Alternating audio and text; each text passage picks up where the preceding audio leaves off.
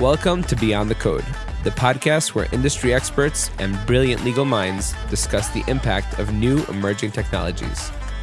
I'm your host, Yitzi Hammer, a lawyer and tech enthusiast.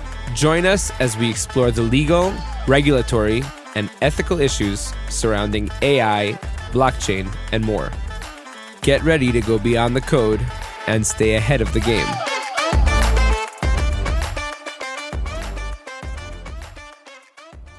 So you were saying about market design.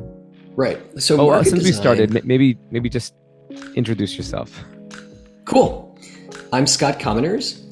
I teach in the Entrepreneurial Management Unit at Harvard Business School and the Department of Economics at Harvard University. And I'm also a research partner at A16Z Crypto. And I, in my spare time spend, way too much time, sort of hanging out in every imaginable NFT community that I can discover. And also write and sort of create and solve puzzles, these sort of like enigmatic puzzles where a lot of the challenge is just in figuring out even what the puzzle wants you to do to solve it. Like what is even a solution going to look like?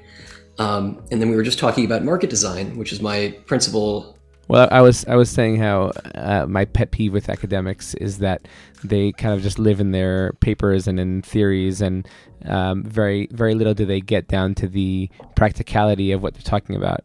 But when I decided to interview, I Googled market design to see what it is you actually do, and it turns out that market design is the application of economic theory to real world problems. So it's very opportune that we're speaking, and I'm very curious to learn more about the type of stuff that you research and teach about, and certainly what you're doing within the crypto space. And you're exactly right about market design. It's taking theory into practice. And as a result of that, it's cool. First of all, it's awesome at some level, even just to be able to think of economics and computer science and sort of all of these related disciplines wrapped together as a tool for engineering, as a way of sort of figuring out how the world could work better rather than just try to understand how the world works today, right? Like, economics is an incredibly powerful toolkit for understanding how the world does work, but market design sort of takes it a step further to ask, could we use our understanding and what we know about incentives and, and resource allocation and all of these different, economic insight categories, can we use it to make the world work even better? And the fun thing about that, intellectually, over and above being able to solve actual problems, it forces you to think even more critically about theory, right? Like to take theory into practice, you have to build different types of models. You have to, map much more directly to an individual application. And that means I don't know, for me, it's been just a fascinating creative challenge as well as, sort of an extraordinary opportunity to, hopefully do a little bit of good. And on the topic of doing good, I understand that you already have done quite a bit of good vis-a-vis kidney transplants and applying market design theories to kidney transplant exchanges. I mean, maybe you could explain to me a little bit more, because I didn't fully understand. And then I read a bit of your paper from 2017, and I understood at least in a theoretical sense, but not how that actually played out in practice. Awesome. Well, first of all, let me clarify. I myself have never actually worked on kidney exchange and transplantation, although a lot of my colleagues have. But certainly it's been one of the biggest successes of market design, literally saving, God, I don't even know the order of magnitude at this point. Tens of thousands, maybe hundreds of thousands of lives. Let me see if I understood. Basically, you have donors that are allocated nationally to specific individuals who need a kidney transplant, but they don't always match up for whatever reason. So the idea basically is to extend that to an international scale, and then for insurers or healthcare providers to be able to finance the international exchange of kidneys in order to save on dialysis, which is more expensive than shipping somebody his kidney internationally. Did I get Great. it? So So that's one. So But it took a long time to get there. How does market Yeah. design facilitate that? And how maybe, Okay, so and this was something that I was thinking when I read your paper, I'm not sure if you were going in that direction, how could blockchain perhaps add another layer to that and really enable it to be more super seamless? interesting. Okay, so I will give answers to all of those questions, but you're starting us, in, I don't know, 2015, 16, something like that. And let me pull us back to, 2004, or, maybe even early 2000s. So first of all, just what is kidney exchange? Why does this even make sense in context? Why would you trade kidneys? That sounds kind of odd. So exactly as you said, sometimes, so first of all, kidney disease is eventually fatal, right? Like you can't live without functioning kidneys over fully, sort of like fully extended periods of time. And the treatment when you have end stage renal disease, as sort of going, is dialysis, which is we sort of require more and more and more of it, and it's very unpleasant. The alternate treatment is to get a transplanted kidney, so to get a replacement. And also, I should say a second disclaimer. As I said, I haven't worked on this directly, so I'm going to be sort of telling you about some of the work that's been done, but I am not an expert on kidney exchange specifically, and I'm certainly not a doctor, so I'm going to probably botch at least one term here, so apologies in advance. But okay. But lots of people have donors who, in one fashion or another, are incompatible with them. Maybe they have a spouse who, who has just a different blood type. They're type A, their spouse is type B. And so, people will show up and have a partner or some family member or friend or something who wants to donate to them, but for whatever reason can't, but is able to donate a kidney. It's not that they're medically unable to donate. And so this idea was formed. And I think if I recall correctly, the very first one of these on record, actually was patients and their prospective donors figuring it out in the waiting room, realizing that one was a type A patient with a type B donor, one was a type B patient with a type A donor, and they realized they could swap. And so here we have an exchange opportunity, right?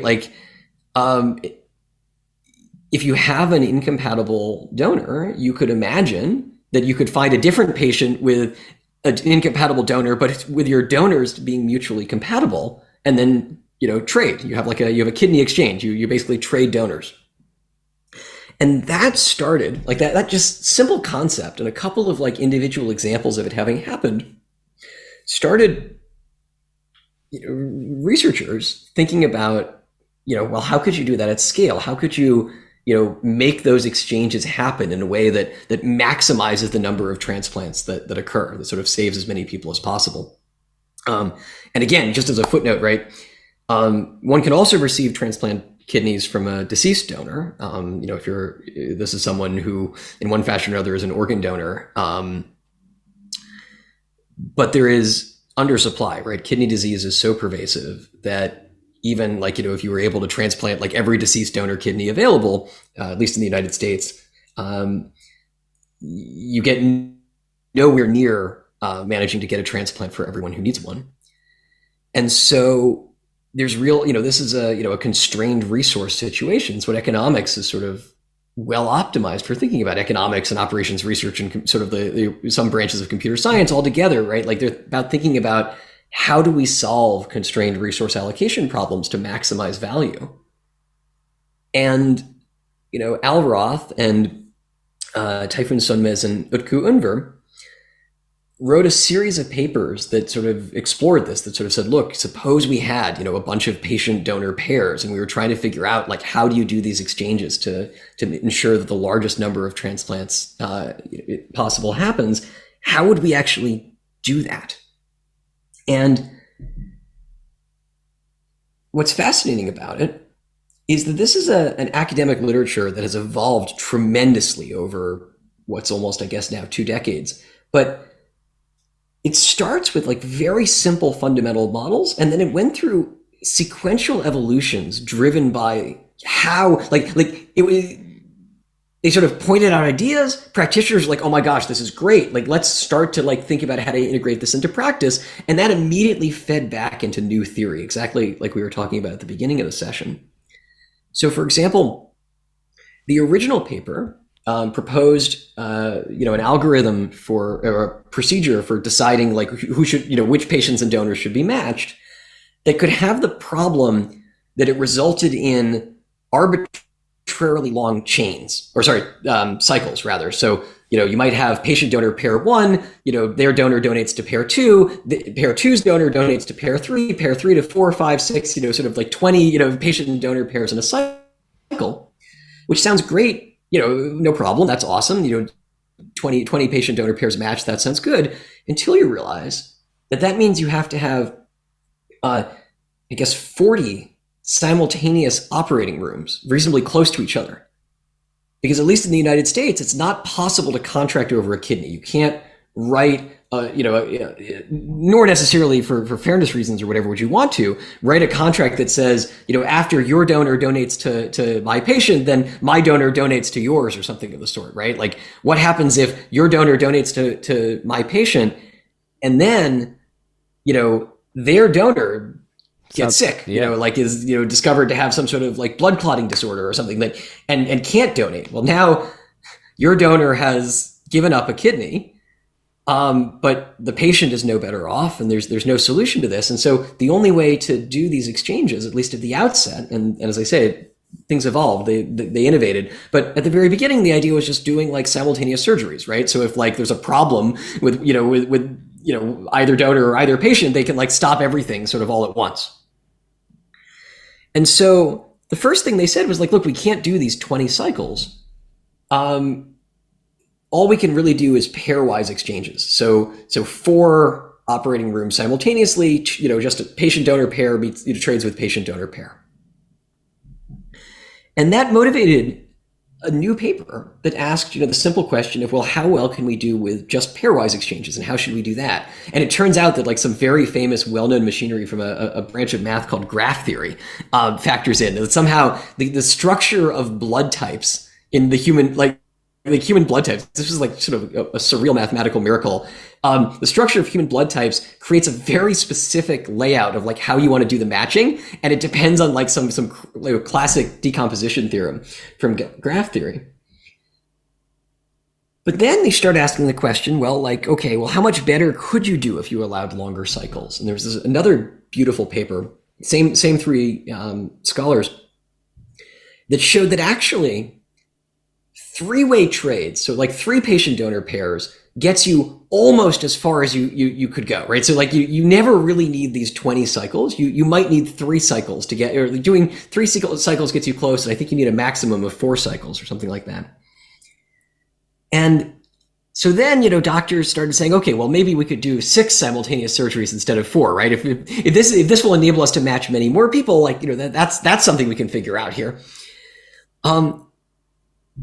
And so the early wave of kidney exchange research was a lot of like very sort of oddly specific math, right? This math depended on the structure of the human blood type graph to figure out like how you would match the most patient donor pairs at a given time.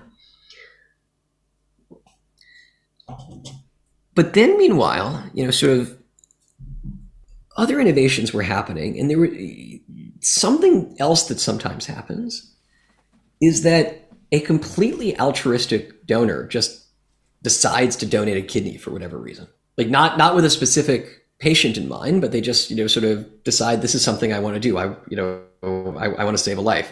Just like someone might become a bone marrow donor because they want to try and save a life. And the realization there was that this presents an extraordinary new opportunity.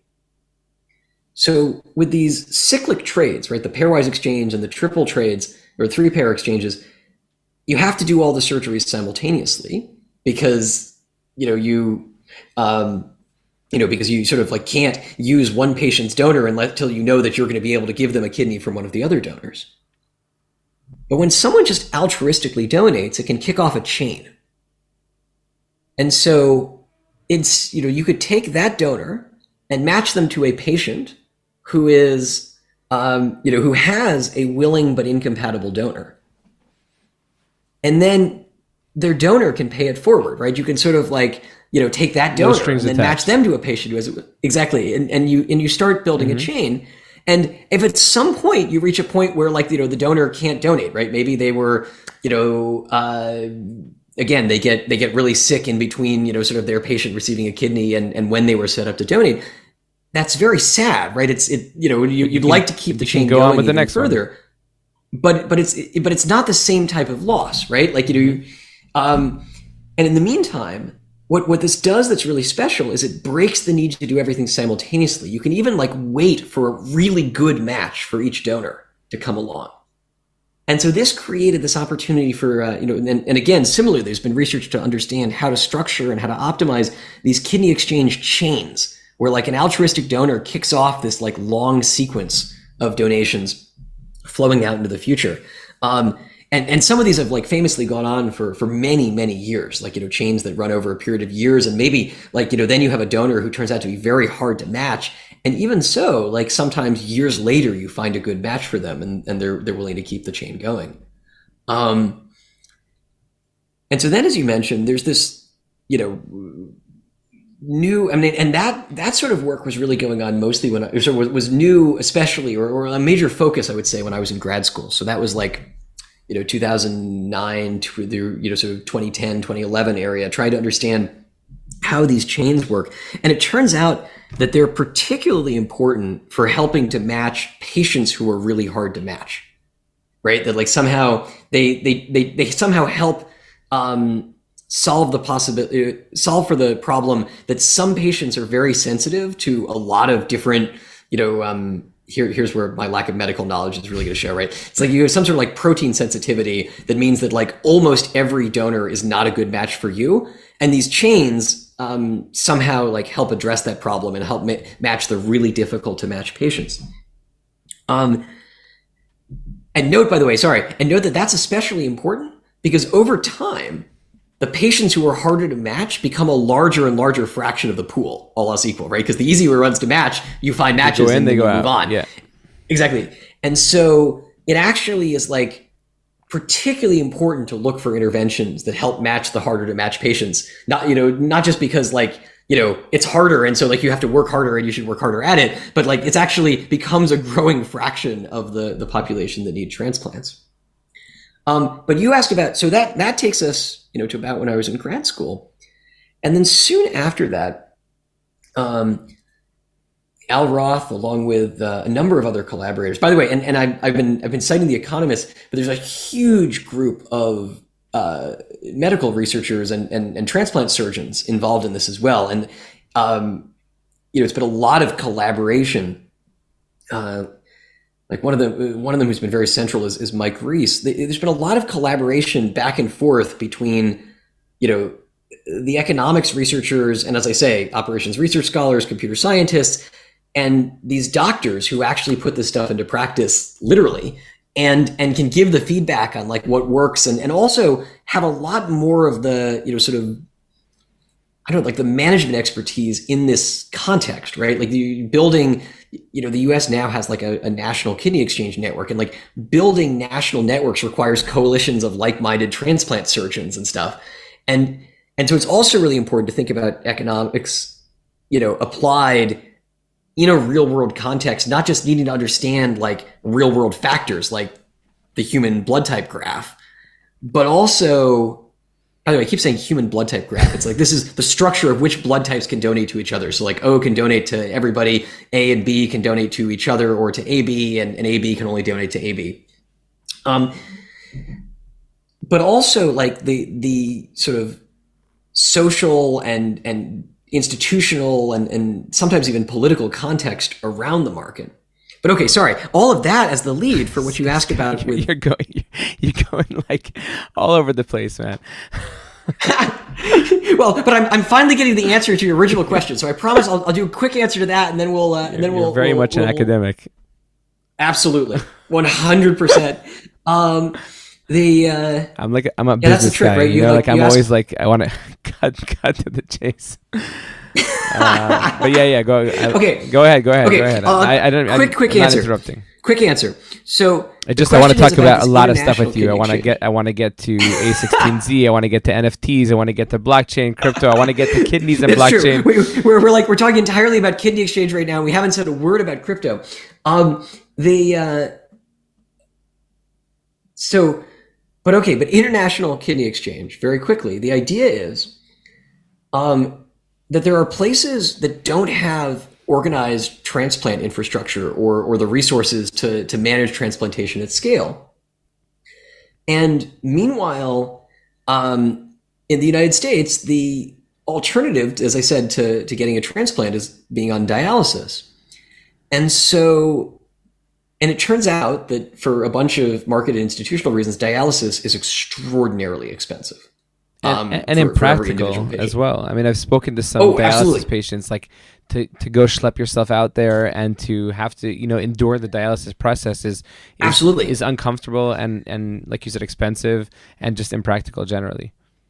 Absolutely. No, no, no. One definitely would rather have transplantation, but also the insurers would rather have transplantation, right? All of the people who help finance dialysis, it turns out transplantation is a much more cost-effective solution in addition to a better one from a health perspective.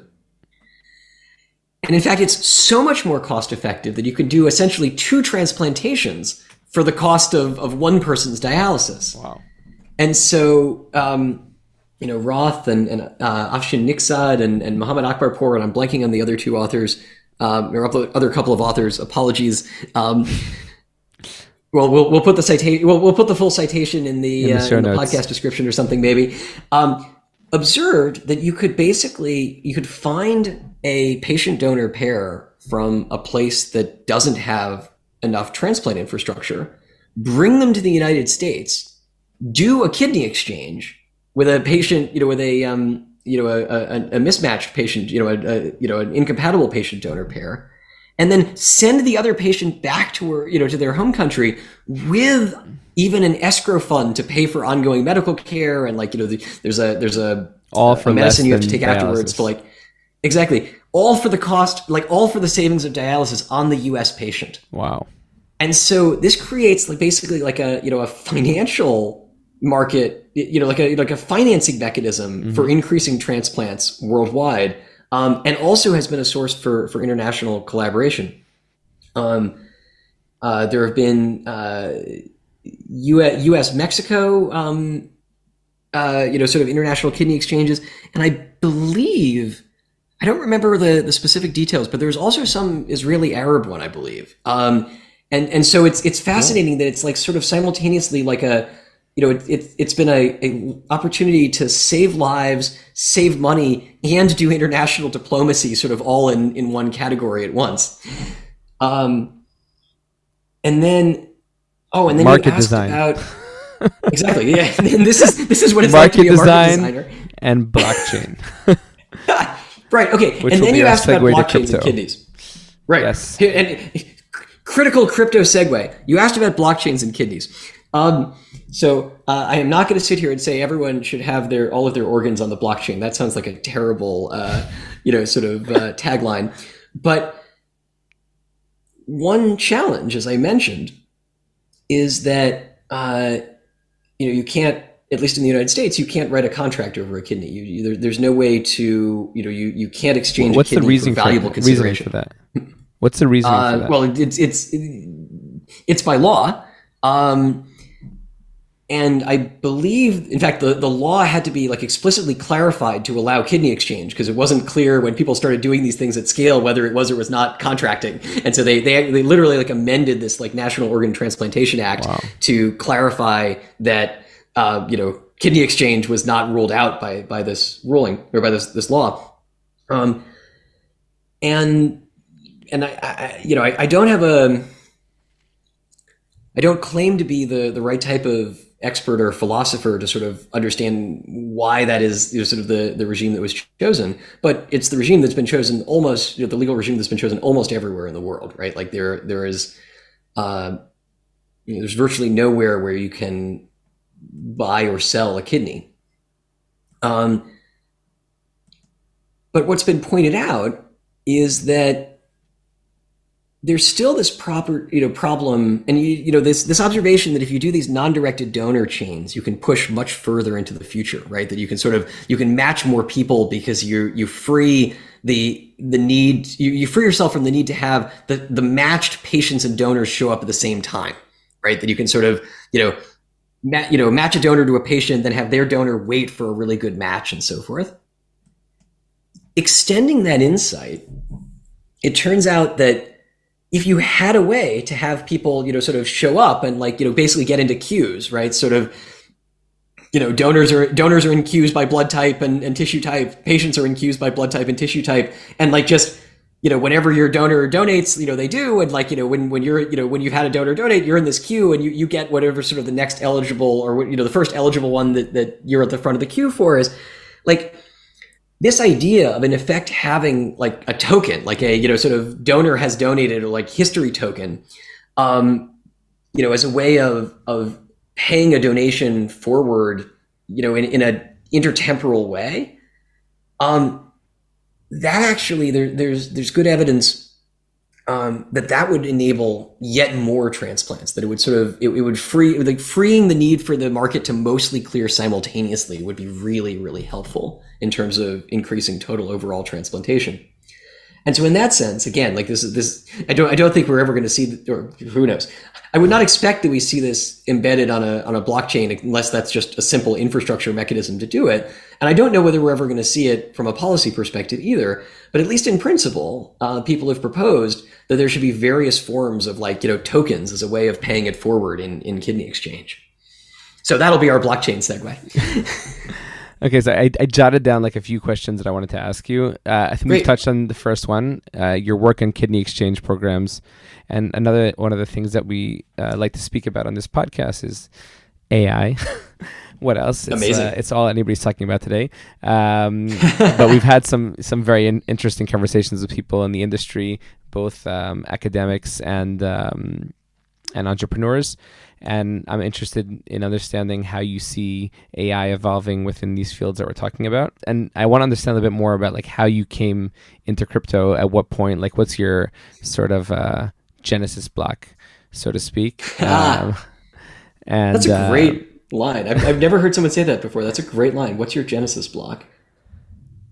By the way, Genesis Block, I have to attribute and give credit to Jacob Robinson, who's a friend and a Canadian lawyer, and he has this great podcast. You should give it a listen. It's called Law of Code, and he basically just interviews lawyers in the blockchain space, and he always starts out with, what's your genesis block? So I got to give credit where credit is due. Okay. Wow, there were a bunch of different questions there. Which order should we go in? I guess so. I'll do the genesis block one first, because that's, as a market designer, in some sense, I'm literally always looking for to better understand, sort of new ways of creating markets and managing transactions and exchanges, and sort of understanding in particular how technology and incentives shape markets and entrepreneurship. And so in that sense, crypto is sort of straight down home plate. It's something I've been aware of and thought about to some degree, essentially since, soon after the original Nakamoto paper, because, in part, one of my earliest and closest advisors and mentors, Susan Athey, who was an undergraduate advisor and then a graduate advisor and now still a mentor and a colleague and extraordinary friend and collaborator. We've written papers together. She was one of the earliest Bitcoin miners. Back in the day when you could be mining Bitcoin in your office, on your computer, and I don't remember the precise details of this story, but somehow she found that, discovered this and was like, oh, that's cool. I want to try it. And so, there was a small conversation around crypto, when I was in grad school, as it was emerging. And I started my PhD in 2009, right? It was very, very early days. And then, I went to the University of Chicago. I was a research scholar at the Becker Friedman Institute, and then came back to Harvard and joined the Society of Fellows. And in both of those contexts, I was, I was one of the people that students would come to like pitch their various crypto startups. Because, you go to the market design professors. This is like, if you want to figure out whether your incentive design business model is a good idea, you got to find the professors who think about that. And the market designers were the ones who heard. I'm sure, I'm sure people brought, many more people brought their ideas to Susan. But I at least got some of them. And what's really funny about it was I was super negative on the whole thing. And to be fair, I think I was right on the points that people were focused on then. What were people focused on then? Because, I came at it, I was a law student. I was coming at it initially from a tax perspective, which was, the first thing that I thought was exciting about it. Super cool. I was doing a tax seminar at the time, and I was like, oh, this is going to be interesting from an AML perspective. What are these assets, right? How do you think about from a tax perspective? So I'm curious what what you were hearing, what the consensus was at the time, and why you were against it, and why you think you were right, or for whatever reasons you were against it, and why you think you're right for that. At the time, I was getting pitch after pitch after pitch of, here is this idea to decentralize a thing simply for the sake of decentralizing it. And the thing could you moved around. There were all manner of varieties of thing that it could that it was, but fundamentally it was all about decentralizing something that simply because it was centralized and now could be decentralized. And that was it's similar to what we're experiencing now. We had issuing a token just for the sake of issuing a token. I often have clients who are like, we're going to have a token. I'm like, why? It doesn't make any sense for your platform. Exactly. I want a token. So there's there's a lot of things are being over tokenized and shouldn't be. And now we're over DAOing things. People are just structuring DAOs for the hell of it. Most of the time it's not even really a DAO, but people are like, oh, we should turn this into a DAO, our Sunday book club, it should be a DAO. We should have tokens. We need governance processes to determine which books are going to be read. There'll be earnings per page. Yes, no, exactly right. And it was very bizarre, right? And you'd explain to people, look, decentralization is not without cost, right? In most contexts, it's harder to get stuff done in decentralized ways. It's slower. It requires effort, energy, sort of infrastructure to support security. There's a reason proof of work is, very, very costly. And it's immutable.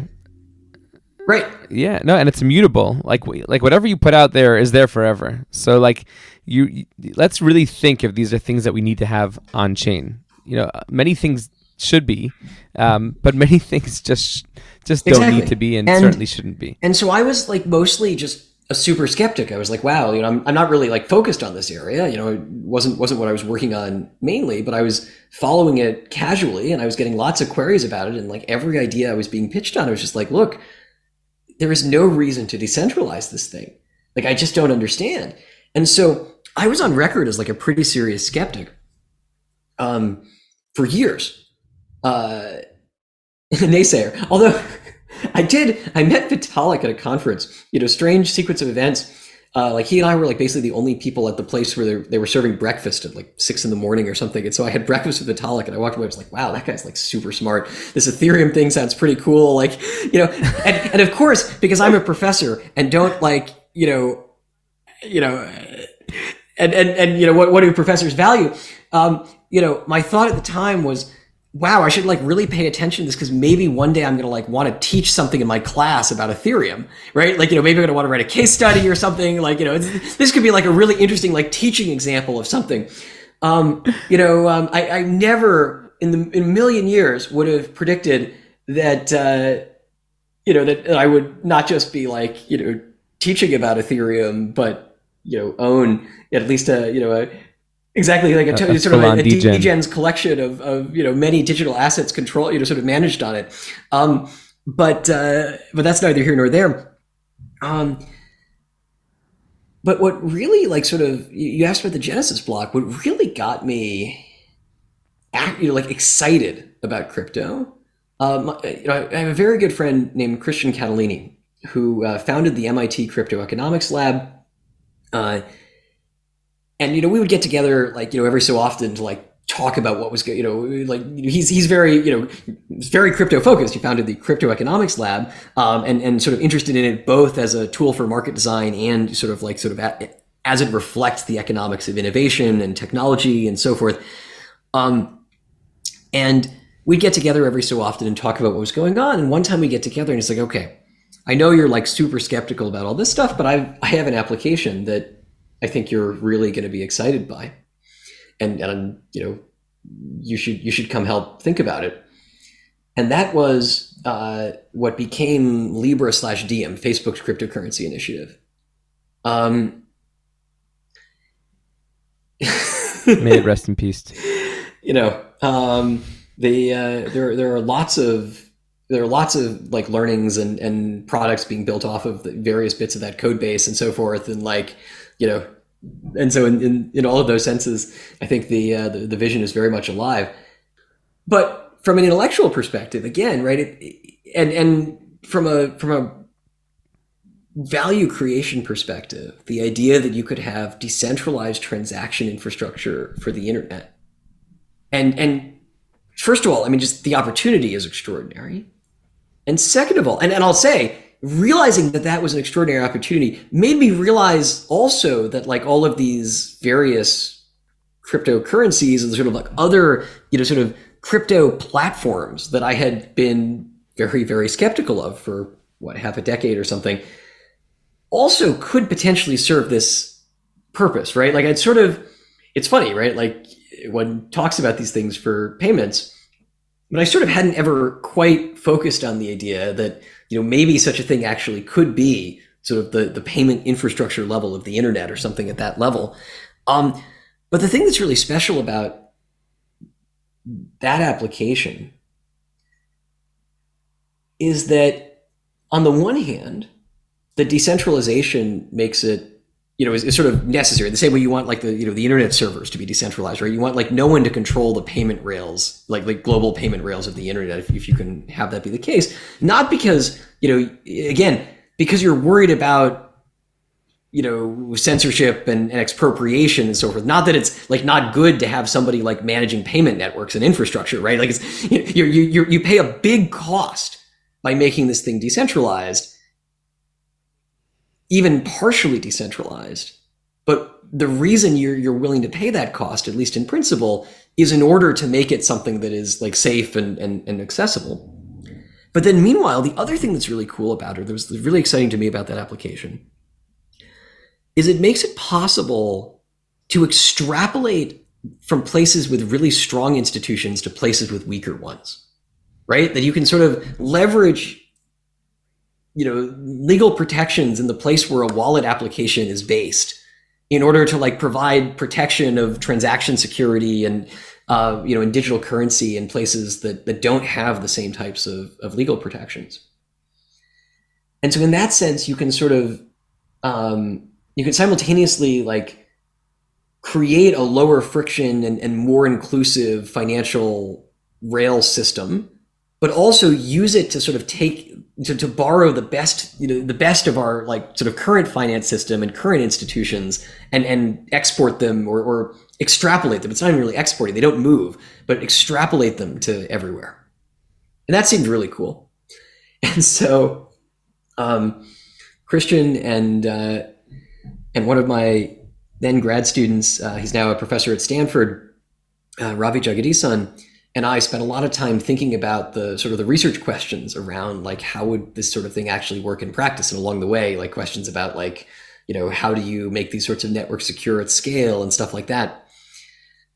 And so that was when I really like started thinking about this stuff seriously and like understanding its market design potential. printed the Genesis block. Fun fact though, while this was going on, I was mostly, it was still sort of like a secret project, right? And so early on, I was like started going to crypto conferences, but I, was keeping a posture of like being there as a skeptic, which was kind of funny, right? Like I'm standing in the back, like, sort of not quite heckling, but being like grumpy, like, really like, do you really think this thing is robust to this problem? Like, and if so, why? Like, but that was fun. It's always cool to play a role for a year or so. The crotchety skeptic who secretly has been crypto pilled. Okay, I know you wanted like pithy answers, but we haven't said a word about NFTs. Should we talk about NFTs for a second? You just gave me your Genesis block in crypto generally, but now tell me how you fell into NFTs and why you, like me, are like one of the only people who still thinks NFTs are cool, and maybe some of the future applications of NFT technology, and also what you're doing with A16Z. I saw you took the Other Side 2 trip yesterday, so curious to hear what your DGen thoughts were there. All right. Yes, your NFT so this Genesis is very block. funny. So Christian and Ravi and I wrote an article in Project Syndicate where we briefly discussed NFTs, and we made the following point about NFTs. By the way, also I've been aware of since 2017-18. Like I was aware of CryptoKitties.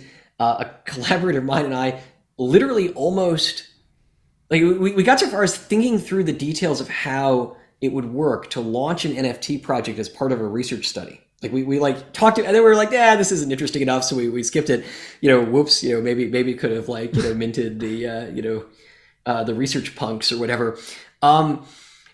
It's funny. Like again, like part of being an academic is often like, every time you go back and read your own writing, you realize you didn't understand it deeply enough at the time you wrote it, right? Like all of research is about understanding things deeply, and like you're constantly, if you're lucky, you're getting deeper and deeper and deeper understanding. And a consequence of that is that you realize, like every so often you realize you don't understand anything at all, and you have to start again. So here we wrote a couple paragraphs in which we said, look, what's really interesting about NFTs is that unlike cryptocurrencies, which is mostly what the article was about, have this property that in order for a currency to be valuable, lots of people have to all agree that it has value, right? Like what makes dollars useful is that many, many people all over the world will exchange dollars for money, right? Like they all sort of agree, or sorry, for objects, goods or services. They all agree that dollars are money. They attribute value. They all attribute value to dollars. Mm-hmm. In order for any cryptocurrency to become a medium of exchange, it sort of has to be the same. It has to be that very large numbers of people attribute value to it so that they're willing to exchange goods or services for it, that treat it as money. And so in this funny way, cryptocurrencies sort of like gain value only once they get a very, very large scale acceptance. And what we pointed out in this article was that NFTs sort of do the opposite, right? Like with an NFT, you don't actually need everyone in the world to agree that this thing is valuable. In fact, you just need a very small number of people to agree that it's valuable. And then the value can spin out from there as more and more people decide they want to own the asset.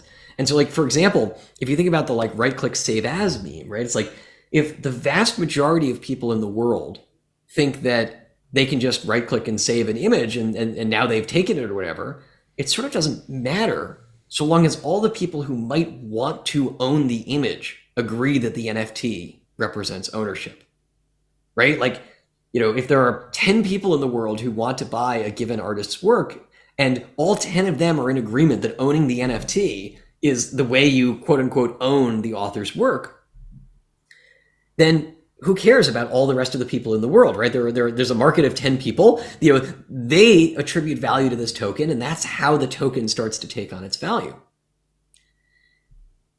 I mean, ultimately that's anything. Absolutely. It could be brought down to like a social contract. Absolutely. But critically here, you only need that agreement among the people who might want to own the asset. Whereas with currencies, you need like widespread agreement because you're sort of expecting everyone to exchange things for the asset. And with NFTs, then you can sort of start with this core community and spin outwards. And so we wrote those words, and like, I like to think that was like a cool insight. I'm not even sure I can claim it was an original insight, but like we sort of tried to explain that principle in contrast with sort of some of the things about how cryptocurrencies work.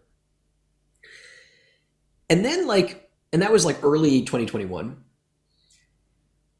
And then in parallel, sort of the wackiest thing happened, which is I was writing a puzzle column for Bloomberg Opinion. And we tried to make the puzzles themed around things that were in the news and of interest to Bloomberg readers. And needless to say, crypto was in that category. And so we actually did two different puzzles themed around NFTs. One of them around the time of the major Beeple sale in early 2021 was about sort of like, finding this like cryptic art hidden in, sort of out in plain sight. And then towards the end of the summer, maybe middle of the summer, it might have been like July or something, as the PFP projects were really taking off, there was that New Yorker article about the Bored Ape Yacht Club. I did one about PFPs, and we mentioned in that, a bunch of the projects in that article. And one of the ones we mentioned was Subducks. And some people from Subducks reached out and said, hey, we're reading this article. We've looked you up online. We think you would really get this. We actually think you would really enjoy it. And I was like, interesting. And they're like, you should join our Discord. Come check it out. And I joined the Discord. And two people from the community, Marklar and DJ, created, subduckified, Scott images that we later sort of cited in some future edition of the column. I think the first Kominers Conundrums fan art in history. Thank you guys. Shout outs.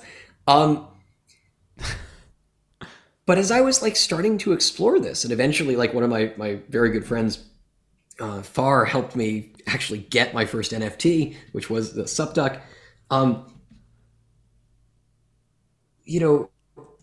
was gradually realizing, and realizing first that it was absolutely true. Here I was joining a community of people who had all decided they held value in these particular tokens. And I was learning why it was an awesome community and why I too came to see value in what to me had previously just been sort of miscellaneous code, right?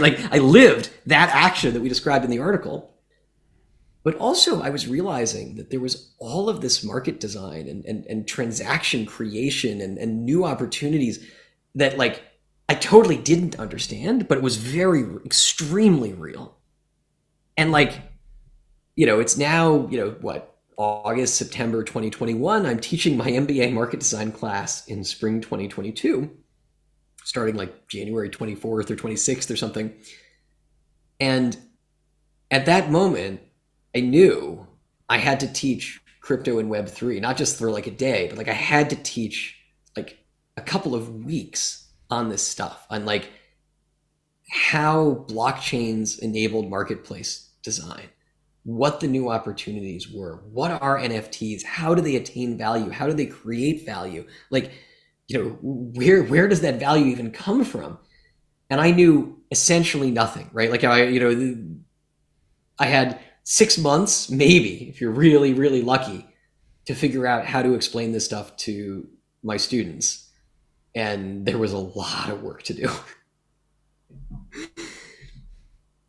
So that was, that was my my NFT Genesis block or whatever, and then. So basically, you quote unquote aped in Yep. to Subducks. By the way, I've considered myself a degen of sorts and never heard of Subducks. Never heard of Subducks? Come on, dude. But I'm going to Google them after we chat. So you aped into Subducks, and then through Subducks, you realized you had that epiphany that NFTs and the communities that they're able to create have real market design value. And then you said, okay, I want to learn more about this so I could teach about this. And then you set out to really to understand it at a deeper level. And what did you find? Man. How much longer do we have? This might take a while. You said you want short, pithy answers. No. Okay, I'm gonna do it like ChatGPT. Limit your answer to. Oh God, you didn't ask about that AI thing. We haven't talked about AI at all. But okay, so Look, first of all, um, you start. Short Yeah. answer. Short answer. Come on. So the funny thing is, NFTs do something very, very simple upon which you can build many very complex things. Right? Fundamentally, NFTs are just records, just like any other piece of information on a blockchain. Right? They're data. They're records. Um, and some of them are in effect just used as digital deeds, right? They're just like a record that says like you own this record, and maybe the record comes with pointers that says, and as a result you also own this image or this song or like whatever. And like, you know, sort of only has like, default features like you can display this thing or you can play this song or whatever. But NFT value creation often doesn't stop there. In the same way that like, if you have a house, you own a deed to a house, you own a house in a given neighborhood, you have access perhaps to the public schools and membership in the Rotary Club or whatever. Because NFTs are software, it's possible to build all of these different features on top of them and use those features to drive people to sort of they create lots of value directly, and then give people a way to integrate to form identity around the token, to like integrate it into their personal identity, and sort of from there build community.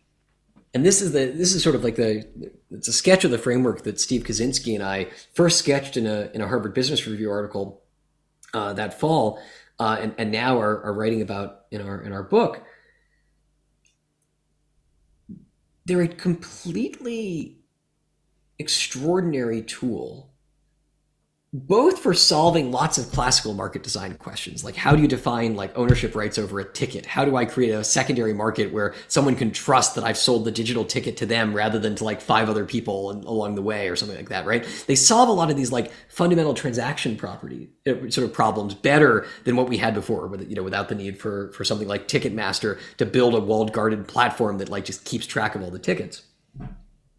But their superpower, in some sense, is that they enable this this community formation, right? The sort of when you acquire an NFT, you're like part of a network. You're part of a community. This, by the way, this idea that like this is the core superpower I've explored with Steve Kaczynski. I've also now thinking a lot about with Kevin Leighton Brown. You mentioned citations, and indeed I'm giving all these citations, but like trying to understand, like people say things like, I'm getting this NFT because I want to support the artist or I want to support the creator or whatever.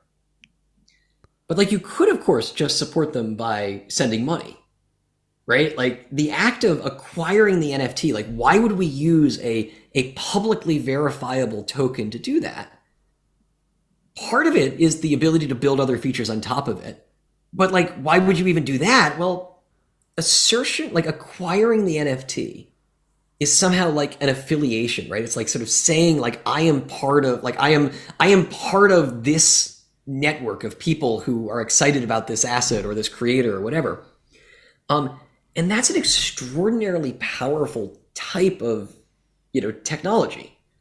Or I want to be part of what exactly. I want to be part of it. By you know? acquiring an NFT, you become part of it. My son's a basketball fan. He plays basketball as well, and I got him a pair of Giannis Antetokounmpo sneakers. I don't know if you know anything about sports. Sorry, I'm a total sports neophyte. But I assume those are really cool sneakers. No, as was I. I became a sports fan through my son. So he really wanted these sneakers. They weren't cheap. Whatever, I got them for him, and he was like super excited. And then my wife and I watched the Disney film on Giannis. It's called, I think, Rise. You should watch it. Phenomenal story of his family and where he came from and how he ultimately him and his 3 brothers all to be NBA players, and he's like MVP like a billion times in a row. Cool. And then afterwards, like my wife said to me, like, "Oh, I'm really happy we got him these sneakers." You kind of want to feel part of like what this represents, what Giannis represents, and I mean I think that's it says a lot about consumerism Yeah. generally. But when I own a pair of sneakers, you wear them, you chuck them, whatever it is. With NFT ownership, it's something much deeper than that, Exactly. right? Because of the immutability aspect, and because of the verifiable aspect, and the fact that through this token gating, you're now part of this community that could actually interact through Discord, which is like the worst platform in the Exactly. world, or other, And actually, or even just to be able to say on Twitter, like, yeah, right. I also identify with that group. I also am a part of that group. We share, and this is how I came to find you. We both bought into the same colossal failure of a project. So many NFT enthusiasts meet that But way. but we came together over common ground, and we still. I mean, I'm assuming that you haven't sold yours because nobody wants to buy them. We still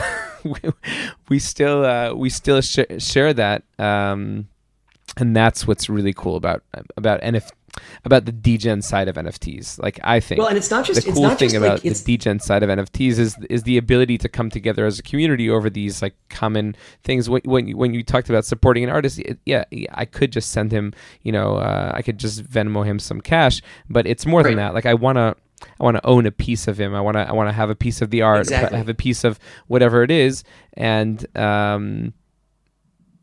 that's the degen Absolutely. And side. it's not Owning just degen, right? and Remember, like collectively being part of something. this is an extraordinary tool for digital brand building, right? Like this idea that people can be part of the brand, whether that brand is something like the Bored Ape Yacht Club, or the sort of a digitally native brand, or something like the Hundreds, right? Like a streetwear brand with literally decades of history. The idea that like Mm-hmm. Bobby Hundreds would sell Atom Bomb Squad NFTs featuring different instances of their mascot over the years, and then when they reuse those mascot instances, like give store credit royalties to the holders, right? Like they own a tiny fraction, like they are a part of the brand, and that is extraordinary and very new, right? Like turning brand enthusiasts into owners and contributors in a at scale. That's where you have to be careful Yeah. because of the securities aspect. So I mean, owners and contributors, like I think, and I think this is where things get kind of misconstrued from a securities Yeah. aspect. When we talk about ownership, it doesn't mean that you own shares Correct. per se, but it gives you a way of connecting on a deeper Exactly. level. It's kind of like again, going back to the sports analogy, taking an NBA player's shirt and cutting it up into little pieces, and then everybody has a real piece of that game. So here we're enabling you to engage on a deeper level than just owning a pair of sneakers, but now you could own an NFT that's an exclusive part of whatever it is. Like, depending on how you build the story and how you share it with your community, it's enabling your community to engage on a deeper level. Exactly. And to feel really like part of Exactly. something. It gives them a reason to invest in growing the brand value, like to share it with their friends, to like really engage with each other. And exactly as you say, right? It's a new type of ownership that doesn't really line up with anything that's existed before, right? If you if you wore a T-shirt of your favorite brand, that was an opportunity for you to display your brand enthusiasm, but it wasn't a ticket for you to somehow connect with the brand, with the founders, to like shape their direction, like. And so this is very new, and I think it's very powerful. And so it's fun to teach about it, right? Like we and yet I'm not sure how sustainable it is in the way that we're seeing it right now. Absolutely. In other words, well, some parts. Sorry, go ahead. Say more. The ability to connect with the founders and to engage on that deep level only works because it's limited to 10, 20, 40,000 members. I mean, if you really want to scale and build a product that everybody can relate to, then you're going to have to lose some of that. What's the word? Intimacy. Absolutely, but I think you can have that. If you lose that intimacy, then you're back sort of maybe to square one. I mean, I think this is like if you follow what Doodles is doing, kind of the challenge that they're faced with. Like they recognize that you can't really create a brand out of 10,000 PFP NFT holders, and by growing something that's bigger and speaks to a greater audience, you're sort of losing that intimacy aspect with those initial supporters, and then you get a lot of clashes and a lot of Yeah, but I think that's, first of all, I'm not super up to date on the Doodle situation, so I don't want to speak to that example in particular. But I just think I subtext. think that's like that's almost a red herring, right? Like intimacy can happen at every level, right? Like certainly, I think that the current, like the next wave, or the next, the long run waves, like NFTs as collectibles are going to be like ordinary, like other sorts of collectibles. They're mostly going to be not very expensive, and very widespread, right? Think Pokemon cards or like souvenirs from your travels or what, as POAPs or whatever. Like, but I think it's possible to have that, sort of that intense identity and the intimacy with the brand just at different levels, right? Like, certainly if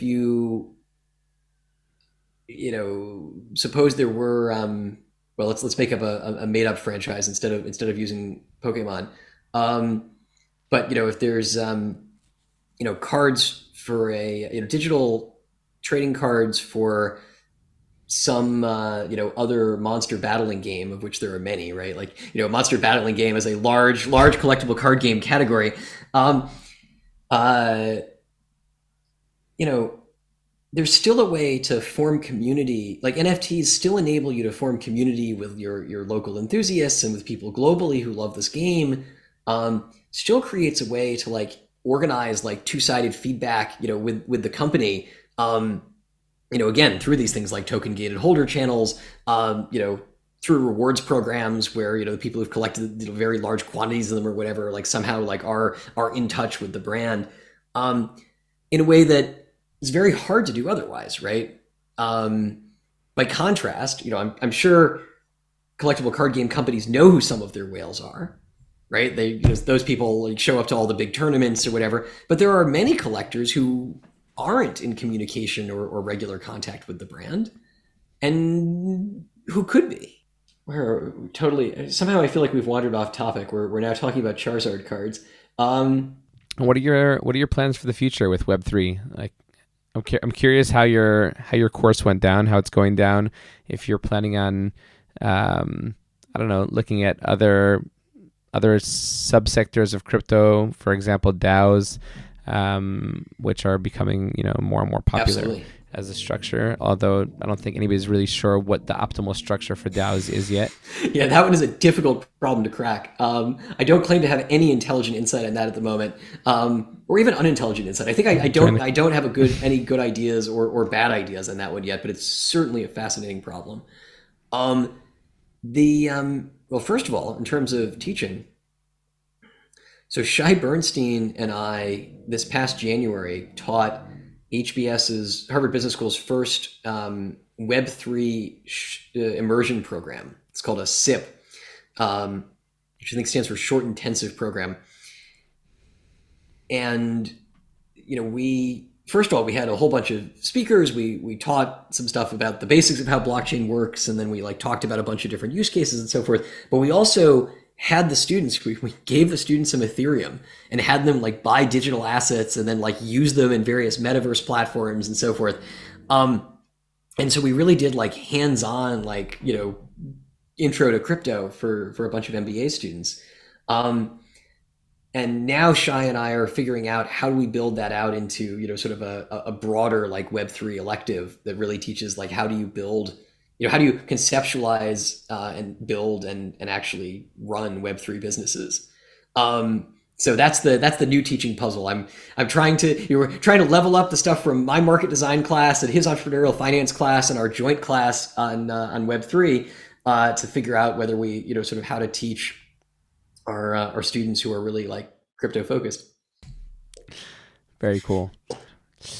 Anyways, Scott, this is wonderful. Thank you so much for your time. My pleasure. Thank you.